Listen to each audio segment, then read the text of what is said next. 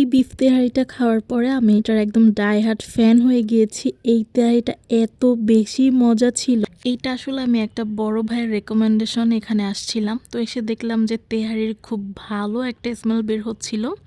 তো এসে আমি অর্ডার করে দিচ্ছি, যেহেতু আমি আগের থেকেই চিন্তা করে এসেছিলাম যে আমি তেহারি খাবো।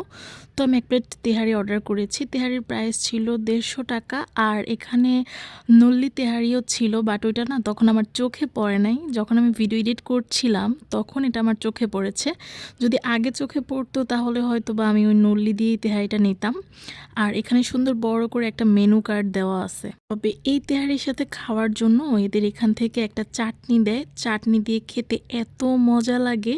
আমি চাটনিটা একটু বাড়াই নিছি, কারণ আমি শুনছি ভাইয়ারা বলছিল যে চাটনিটা নাকি খুবই মজা হয়। আর আশেপাশের টেবিলেও শুনছিলাম যে একটু চাটনি দেন, একটু আচার দেন, এরকম। তো একটু শুধুই খেয়ে দেখলাম, খুবই মজা লাগছে। এই টাইপের সুলতান ডাইনে হচ্ছে কাচির সাথে তারা একটা চাটনি টাইপের সার্ভ করে। তো যখন আমি এখানে চাটনিটা শুধু খেলাম আমার কাছে খুবই মজা লাগছিল। আর তারপর যখন আমি তেহারির সাথে খেলাম আমার কাছে অ্যাভারেজ লাগছে, বাট তেহারিটা শুধু খেতে এত বেশি মজা লাগছে বিশ্বাস করবেন না। আমি ব্যাক টু ব্যাক কাজের প্রেশারে মানে খাবার খাওয়াটাও আমি ভুলে গেছি ঠিকমতো। এখন খাবার খাওয়াটাও আমার হয় না। বিজনেস, জব, তারপর নিজের কন্টেন্ট ক্রিয়েশন সব কিছু মিলায় এত প্রেশারে থাকি। তবে এই সুন্দর এক প্লেট গরম তেহারি পাওয়ার পর আমি আমার মাথার সব প্রেশার একদম ভুলে গেছি, সব কাজ একদম ফালাই দিছি। তেহারিটা খুবই মজা লাগছে আমার কাছে। আমি আসলে ওই লাঞ্চ করব এই জন্য ভাইয়াদেরকে বলছিলাম, তো ভাইয়ারা বললো যে আপনি একটু সামনে আগায় গেলেই দেখতে পারবেন যে মুক্তার তেহারি পাওয়া যায়। ওখানে মোরগ পোলাও মজা, তেহারিও মজা। বাট তেহারির কথাটা তারা বলছে যে টেস্ট নাকি 10-এ 10ই লাগবে। তো আমি আসলে ওইটা চিন্তা করেই তেহারিটা অর্ডার করেছিলাম। তবে তেহারিটা খেয়ে আমার আসলে একদম মন ভরে গেছে, এত মজা ছিল।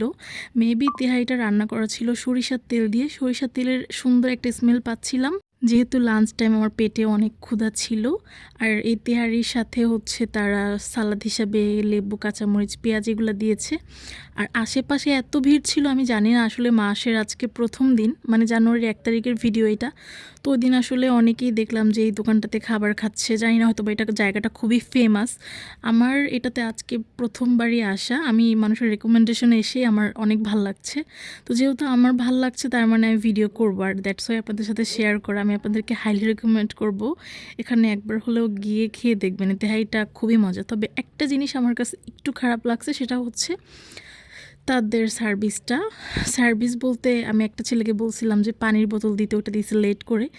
আর তেহারিতে মাংসের পরিমাণ না মোটামুটি অ্যাভারেজ ছিল, একদম বেশি না আবার কমও না। তবে 150 টাকা প্রাইস হিসেবে মাংসের পরিমাণটা আর একটু মানে ঠিক থাকলে মানে বেটার ছিল।